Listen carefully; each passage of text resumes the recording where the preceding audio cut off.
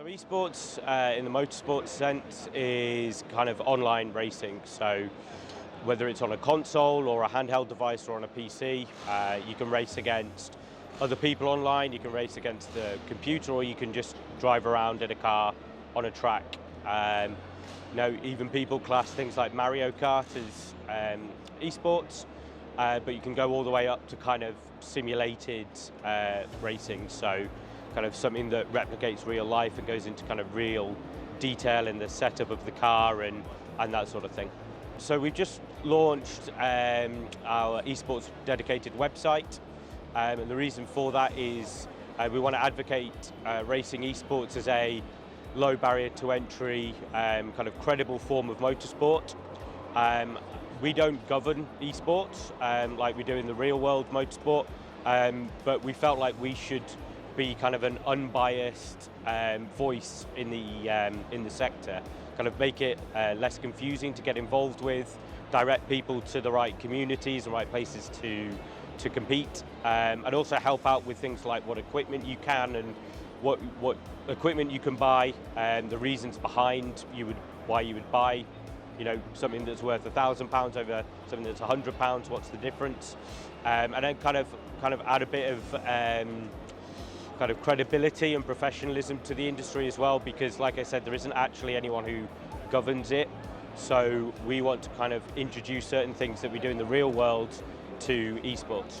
So it's really kind of one of the main issues with esports that we identify is that if you're trying to get involved in it, it can be quite confusing. There's lots of different platforms you can play on, there's lots of different games, lots of different equipment, and they all kind of have tribal communities with them who badmouth one another, and theirs is definitely the best and you shouldn't use something, where we want to come in with that unbiased voice, like I said, and so hopefully for people who are getting started in it, it makes it a lot less confusing, but also people who are already competing in it, we want to add value to what they're doing, so we can offer events that they might not be able to take part in, and also get special offers through partners on equipment and training and things like that. So hopefully that there's a broad spectrum of kind of what we can offer, from beginners all the way through to professional drivers who we can help them move up through the ladder to things like the FIA Motorsport Games representing the UK.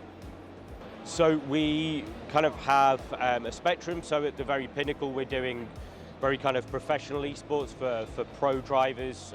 We do the British F4 Esports Championship, so it very much mirrors the real world championship. It's all UK circuits, in a very similar car. It's run very professionally with rules and regulations. It's broadcast, and then we kind of want to filter that down to the community.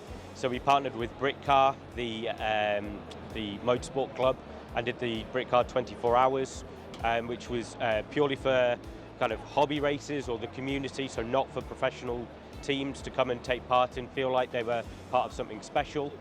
And we kind of want to extend on both sides in 2023, so we want to be doing more and more community events, but we also want to kind of improve and increase what we're doing on the professional side as well. I think with esports, one thing that we kind of want to make clear is any level is acceptable. We're not here to say everyone needs to become a professional esports driver, or that everyone from esports needs to go into real world motorsport. It's very much just kind of showcase and highlight what is out there in the industry, and you can fit within your level wherever that might be.